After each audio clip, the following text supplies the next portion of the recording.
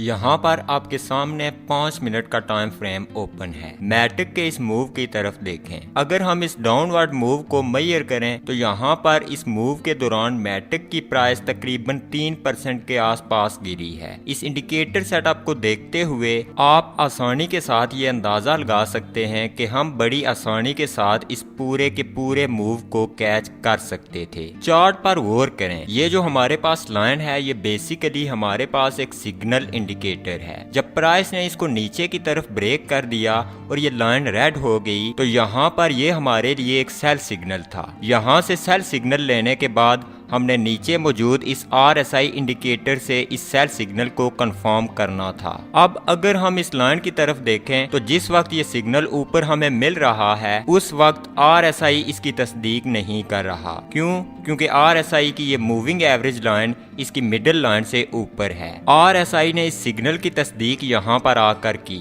अगर हम यहाँ पर इस कंफर्मेशन के बाद ट्रेड में एंटर हो जाते तो चेक करें ये ट्रेड कितना बड़ा प्रॉफिट हमें दे सकती थी।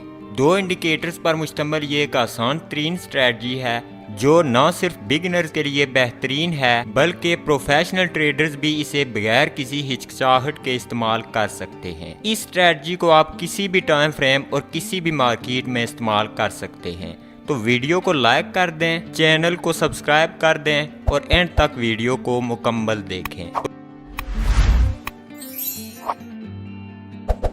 तो पहले इंडिकेटर को चार्ट पर ऐड कर लेते हैं। ऐड करने के लिए ट्रेडिंग व्यू के इंडिकेटर मेन्यू में आ जाएं और सर्च बार में CME ट्रेंड बार्स टाइप कर दें। टाइप करने के बाद ये इंडिकेटर आपके सामने आ जाएगा।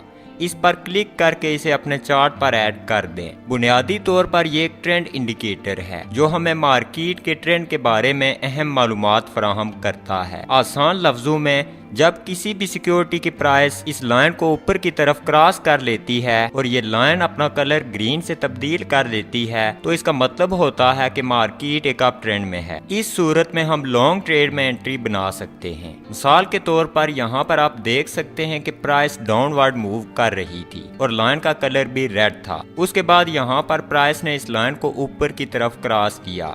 जैसे ही प्राइस ने इसको ऊपर की तरफ क्रॉस किया लाइन ने भी अपना कलर ग्रीन से तब्दील कर लिया। इस तरह यहाँ पर हम एक लॉन्ग पोजीशन में एंटर हो सकते हैं। उसके बरअक्स यहाँ पर प्राइस इस लाइन से ऊपर थी और लाइन का कलर भी ग्रीन था जो एक अप ट्रेंड की निशानदेही कर रहा था। यहाँ पर आकर प्राइस इस लाइन से नीचे गिर गई और लाइन ने भी अपना कलर रेड से तब्दील कर लिया। ये डाउन ट्रेंड की तरफ एक इंडिकेशन है। इस इंडिकेटर की हेल्प से हम मार्केट के मोमेंटम को भी जांच सकते हैं। ये इंडिकेटर कैंडल के कलर पर भी असरअंदाज होता है। इसमें कैंडल का कलर उसकी क्लोजिंग की बुनियाद पर तब्दील नहीं होता बल्कि ये किसी भी कैंडल के कलर को उसके मोमेंटम की बुनियाद पर तब्दील करता है। मिसाल के तौर पर यहाँ पर आप देख सकते हैं कि प्राइस नीचे गिर रही है लेकिन इन कैंडल्स की बॉडी ग्रीन है। ये इंडिकेट करती है कि इस डाउनवर्ड मूव में इतना ज्यादा मोमेंटम नहीं है। यहाँ पर आप देख सकते हैं कि प्राइस बढ़ रही है लेकिन कैंडल्स की बॉडी का कलर रेड है जिसका मतलब है कि इस अपवर्ड मूव में इतना ज्यादा मोमेंटम नहीं है। एक अप ट्रेंड में कैंडल्स का ग्रीन कलर स्ट्रॉन्ग मोमेंटम की अलामत है जबकि एक डाउन ट्रेंड में कैंडल्स का रेड कलर एक स्ट्रॉन्ग डाउन ट्रेंड की अलामत है।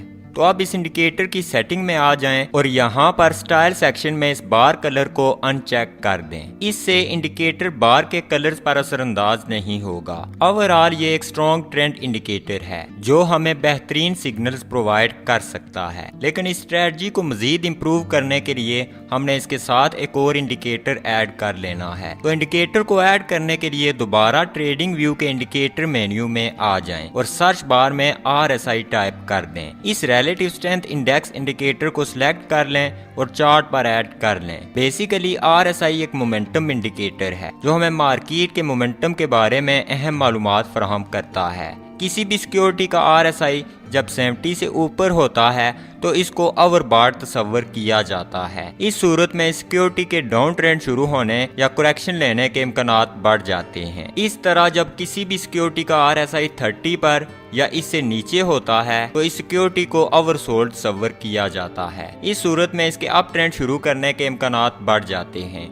ये RSI का आम इस्तेमाल है लेकिन हम RSI को थोड़ा मुख्तलिफ तरीके से इस्तेमाल करेंगे। तो सबसे पहले इसको मॉडिफाई कर लेते हैं। ताकि ये स्ट्रेटजी के साथ बेहतर तौर पर काम कर सके। तो उसके लिए इंडिकेटर की सेटिंग में आ जाएं और स्टाइल सेक्शन में आकर इसकी RSI ऑप्शन को अनचेक कर दें। उसके बाद RSI मिडिल बैंड के कलर को अपनी मर्जी से तब्दील कर दें और इसे डैश्ड लाइन से सिंपल हॉरिजॉन्टल लाइन में तब्दील कर लें। उसके बाद RSI बेस्ड मूविंग एवरेज के कलर और थिकनेस को भी अपनी मर्जी से तब्दील कर लें और ओके पर क्लिक कर दें।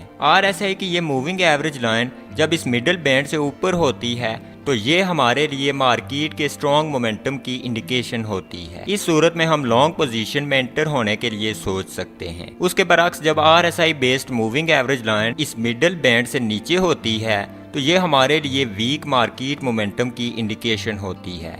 इस सूरत में हम शॉर्ट पोजीशन में एंट्री बनाने की कोशिश कर सकते हैं। तो अब हमारे पास दोनों इंडिकेटर्स पर मुश्तमिल ये सेटअप कंप्लीट है। हम इसके तहत बाय सेल सिग्नल जनरेट कर सकते हैं। तो पहले एक लॉन्ग पोजीशन में एंट्री बनाने की कोशिश करते हैं। तो यहाँ पर प्राइस एक हैवी डाउन ट्रेंड में थी, जिसके बाद यहाँ पर आकर बायर्स ने अपनी मौजूदगी का सबूत दिया और प्राइस को धकेल कर इस लाइन से ऊपर ले गए, जिसके बाद लाइन का कलर रेड से ग्रीन हो गया। इसका मतलब है यहाँ पर हमारे पास एक लॉन्ग का सिग्नल जनरेट हो चुका है। उसके बाद इस लॉन्ग के सिग्नल की कंफर्मेशन के लिए हमने RSI की तरफ देखना है। तो यहाँ पर आकर RSI based moving average line भी इस मिडल लाइन से ऊपर आ चुकी है। तो ये हमारे पास इस लॉन्ग के सिग्नल की कंफर्मेशन है। दूसरे लफ्जों में सबसे पहले हमने इस CME EMA इंडिकेटर से एक लॉन्ग का सिग्नल जनरेट होने का इंतजार करना है। उसके बाद हमने RSI बेस्ड मूविंग एवरेज की तरफ देखना है। जैसे ही RSI based moving average line इस मिडल लाइन को ऊपर की तरफ क्रॉस कर दे, हम एक लॉन्ग पोजीशन में एंटर हो सकते हैं। स्टॉप लॉस हमने रीसेंट स्विंग लो से नीचे रखना है और टेक प्रॉफिट कम से कम रिस्क की गई अमाउंट के 2 गुना।